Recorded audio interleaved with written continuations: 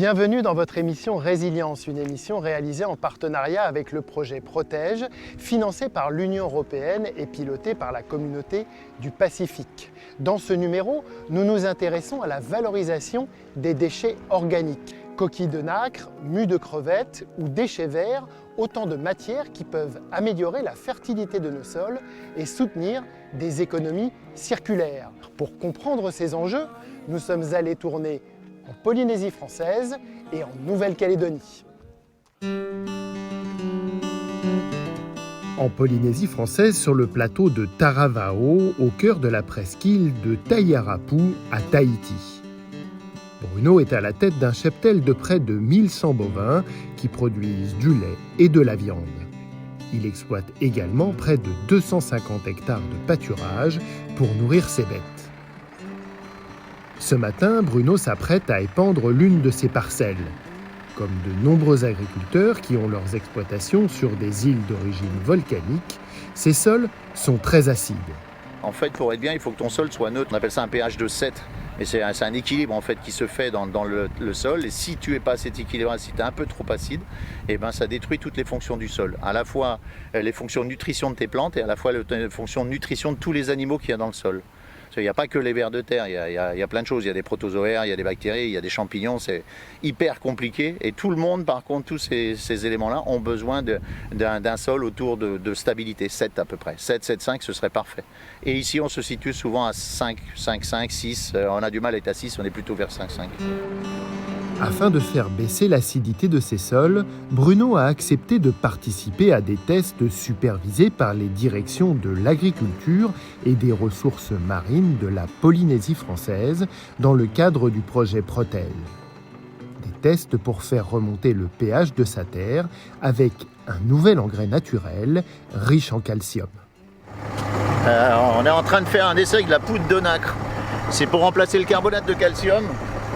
La poudre de nacre, il y a déjà du carbonate de calcium et c'est un produit local, donc nous, ça nous intéresserait de travailler avec, parce qu'on travaille avec du calcium qui vient d'Australie en ce moment, quoi. Donc on préférait travailler avec les produits locaux. Simplement, il faut tout mettre au point et sur le papier, ça marche bien et dans la réalité, c'est toujours un peu plus compliqué, quoi. Avec cette poudre de nacre, Bruno espère améliorer naturellement la qualité de ses sols et participer à la transition agroécologique en limitant notamment son utilisation d'engrais chimiques importés de l'étranger. Poudre de nacre issue des coquilles d'huîtres des fermes perlicoles pour enrichir les sols en calcium, récupération des déchets de crevettes produites en aquaculture pour fabriquer des fertilisants. Le projet Protège met en place des actions pour valoriser les ressources organiques. Objectif, soutenir des filières économiques et favoriser la résilience de nos territoires.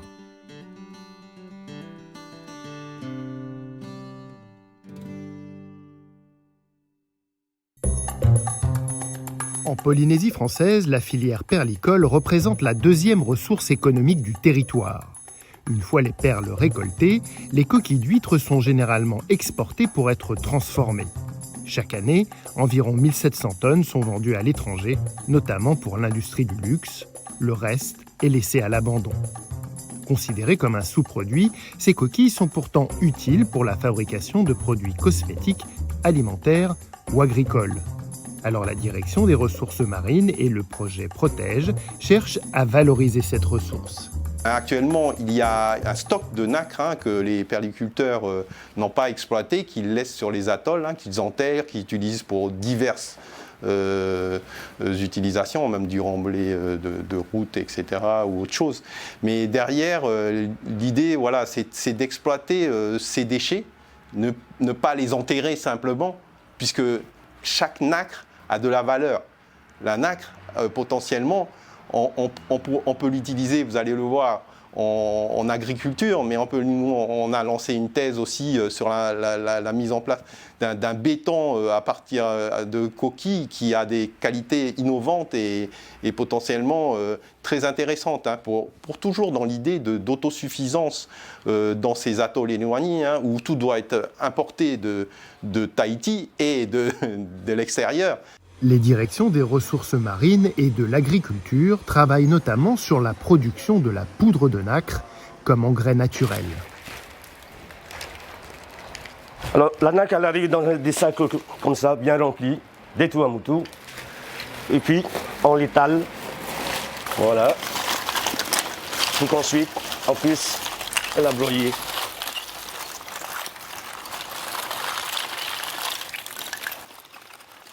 Les phases de test de broyage ont lieu à la Chambre d'agriculture.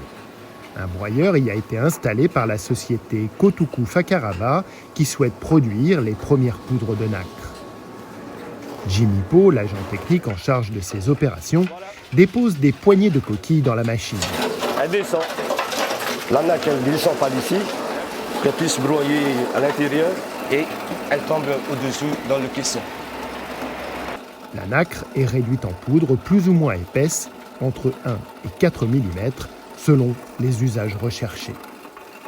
Pour une journée, on a droit à 4 sacs de 35 kg. Après plusieurs mois de tests de broyage concluants, la société Kotuku Fakaraba a décidé d'installer un site de production à grande échelle sur l'atoll de Fakaraba pour se rapprocher des fermes perlicoles. Elle produira de la poudre de nacre à destination des agriculteurs polynésiens. Alors la poudre de nacre, elle a plusieurs fonctions dans le monde agricole en général. La première fonction, ça va être pour le sol. Elle va nourrir le sol, elle va aider le sol à se structurer et elle va lui permettre d'avoir un pH qui est plutôt neutre et pas acide. Donc ce pH acide, il a plutôt des effets négatifs sur la croissance des plantes. Il a plutôt tendance à cramer le système racinaire quand c'est sur des pH inférieurs à 5,5. La deuxième cible, c'est aussi de satisfaire les besoins des plantes, puisque les plantes ont des besoins en calcium qui sont pas négligeables. On sait que des espèces comme la tomate peuvent avoir des maladies, des formes de maladies, enfin des problèmes physiologiques, on va dire, qui se caractérisent par ce qu'on appelle un cul noir, hein, où la zone basse de la tomate va être noircie, hein, et va rendre la tomate impropre à la consommation. Donc cette poudre de nacre, elle a plutôt vocation à corriger ce problème.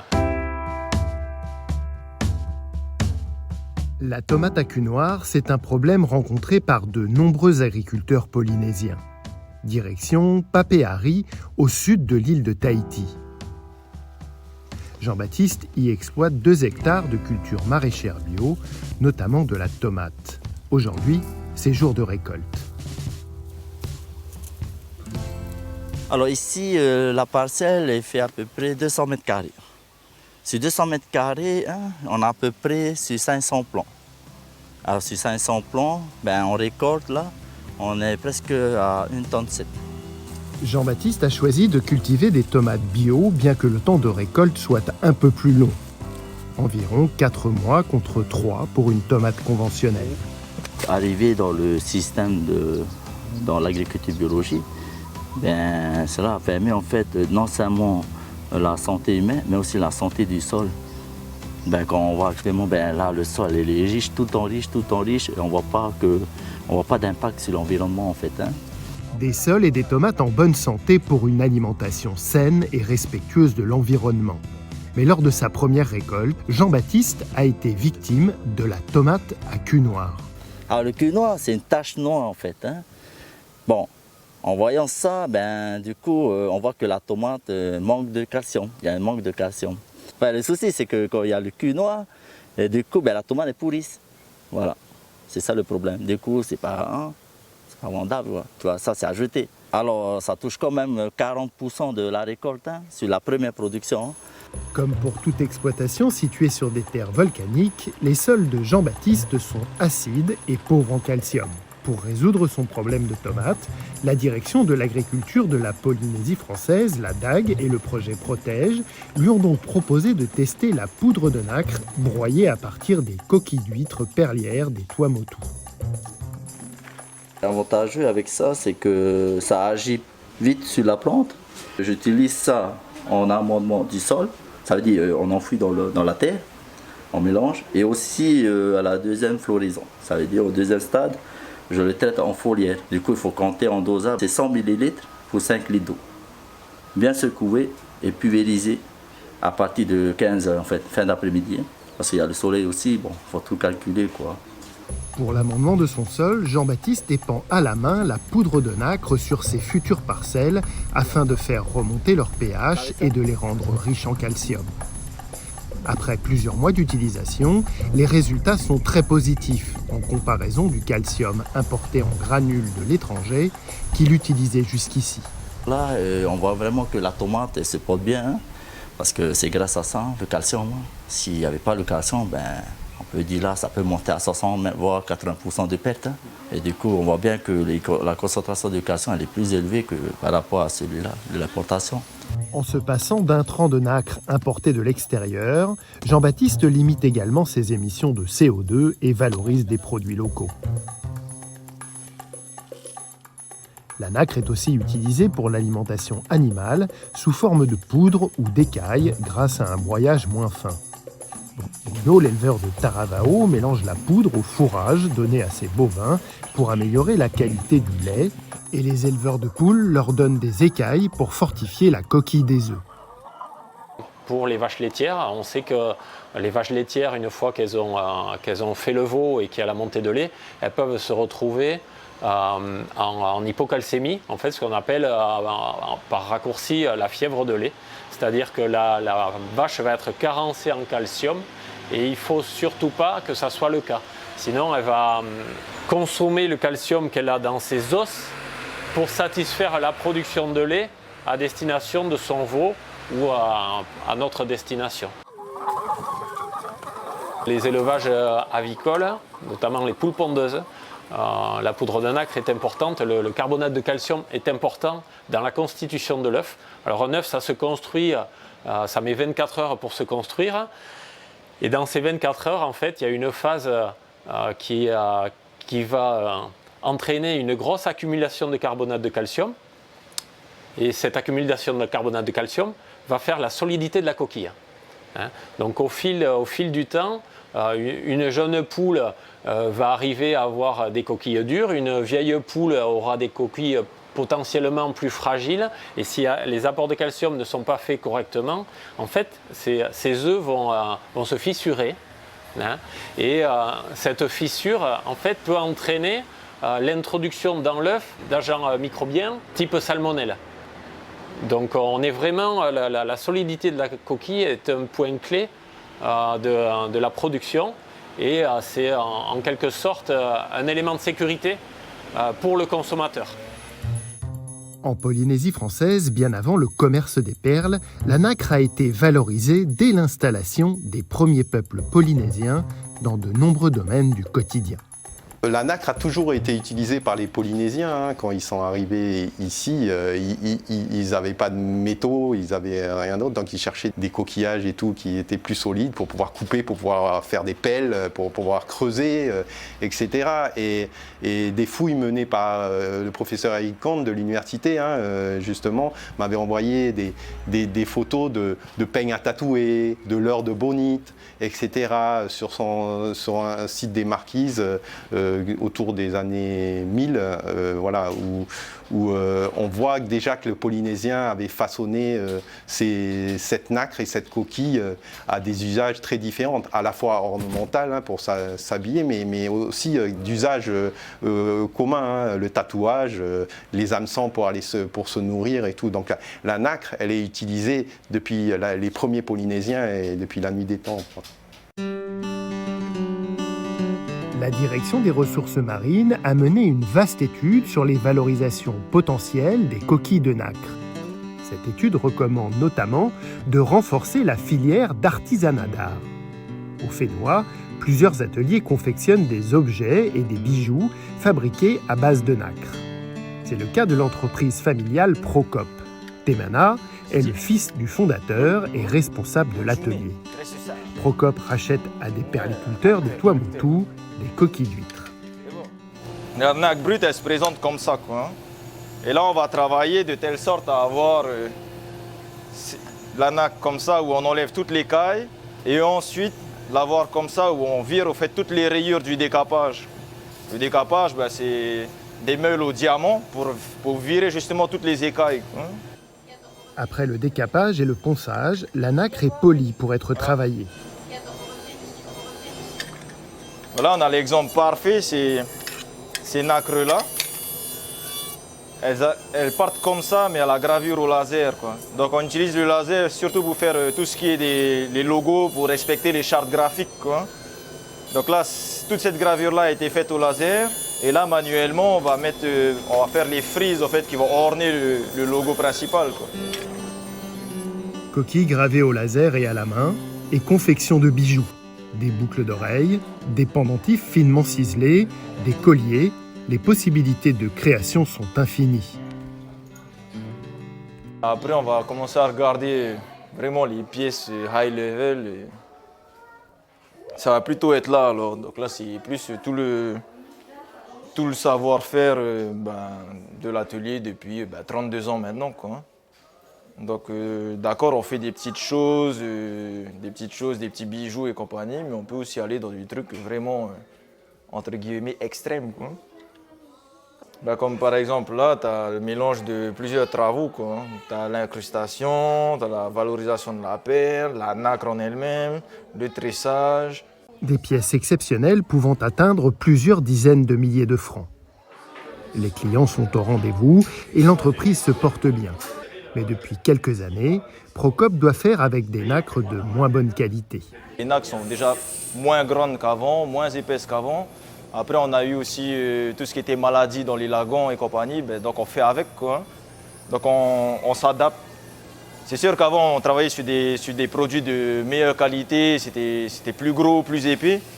Mais voilà, on fait avec, on s'adapte, quoi. Après, on a bon espoir que ça redevienne un peu comme avant. Si tout le monde fait un peu attention, ce serait vachement cool, quoi.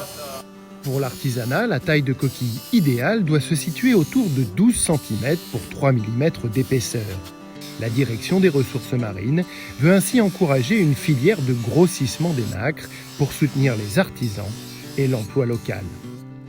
La nacre n'est pas le seul déchet organique à être valorisé en Polynésie française. Le projet Protège, les directions de l'agriculture et des ressources marines soutiennent également une filière de valorisation des déchets de crevettes. Environ 150 tonnes de ce crustacé sont produites chaque année sur le Fénois. Une partie de cette production se fait au large de Tahiti, dans des fermes aquacoles. C'est le cas pour Toa Vivitch, sur le lagon de Toahutu. Toa possède 36 cages de 25 mètres carrés et produit entre 8 et 10 tonnes de crevettes bio chaque année. Une partie de son travail consiste à nettoyer quotidiennement les bassins où grandissent les crevettes.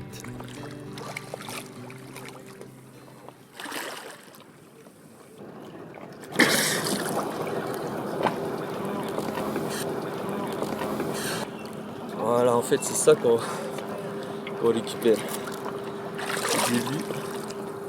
Et puis, plein d'autres choses, des algues, etc., quoi. Alors, les déchets des fonds de cage sont composés principalement de mue. Donc, c'est la carapace protectrice de la crevette. La mue, pourquoi? Parce que quand la crevette se met à grossir, elle expulse sa mue et puis elle en reconstruit une autre. Ensuite, vous avez les fécesses donc des animaux, donc tout ce qui est déchets organiques. Par temps venteux, par exemple, on peut retrouver des algues qui se décrochent, des filets qui tombent au fond. Et puis, des fois, ça nous arrive de récupérer quelques mortes de la production. Toa fait sécher ses déchets et les utilise comme engrais naturel pour son potager. Des déchets qui intéressent aussi les directions des ressources marines et de l'agriculture.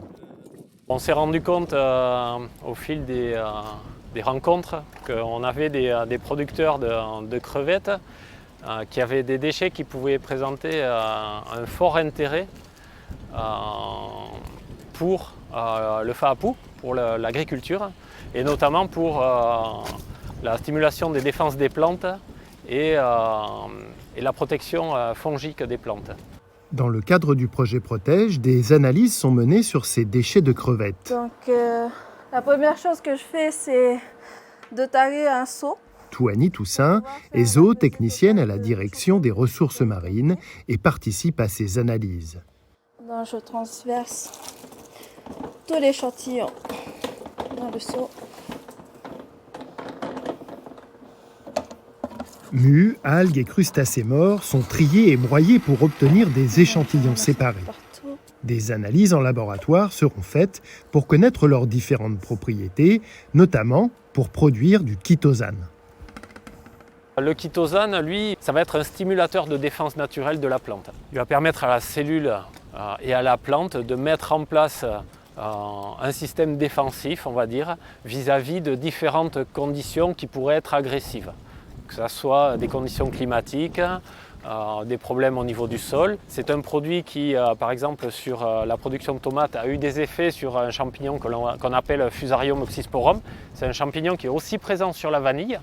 Et donc l'idée, c'est de pouvoir, à l'issue des tests de production de ce chitosane, le tester chez des agriculteurs, dont des producteurs maraîchers, en tomates par exemple, des producteurs d'agrumes, mais aussi peut-être dans des ombrières pour la production de vanille. Poudre de nacre, engrais à base de mue de crevettes, ces actions de valorisation de déchets organiques incarnent la volonté de la Polynésie française de développer de nouvelles filières économiques dans une démarche de durabilité environnementale.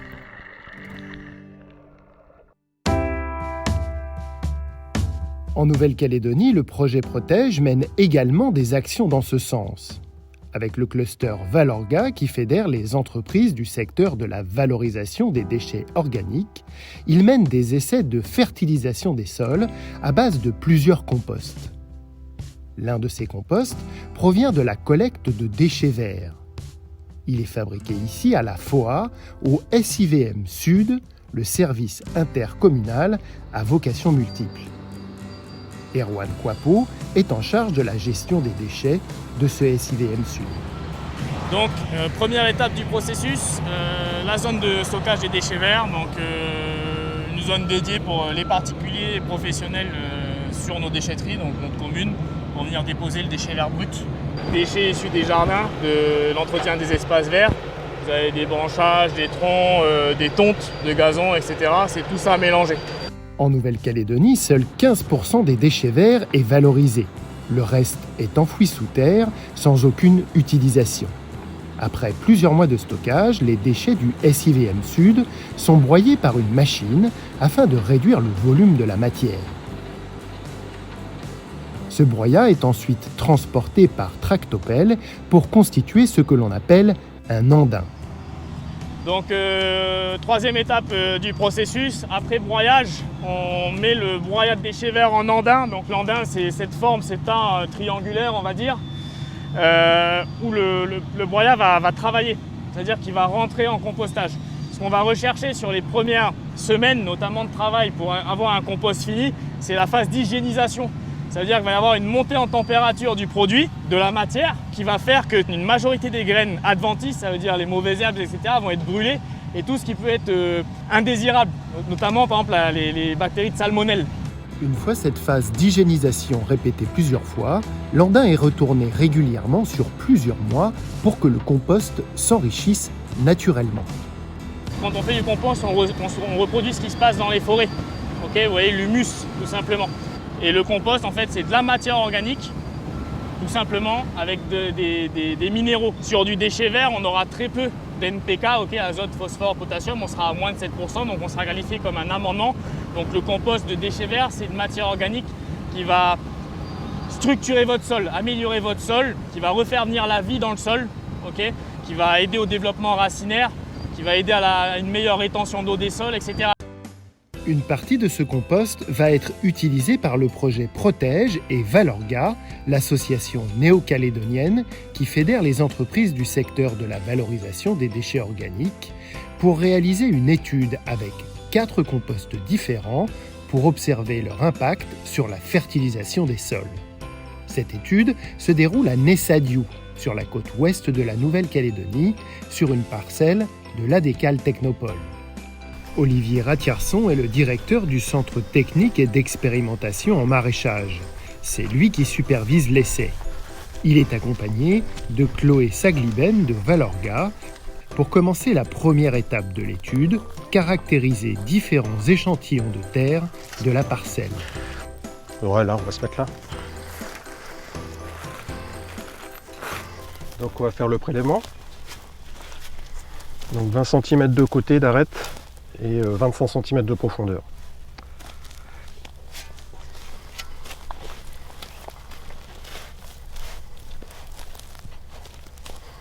Là, un sol qui est meuble quand même. Un sol léger, structure sableuse, sablo-limoneuse.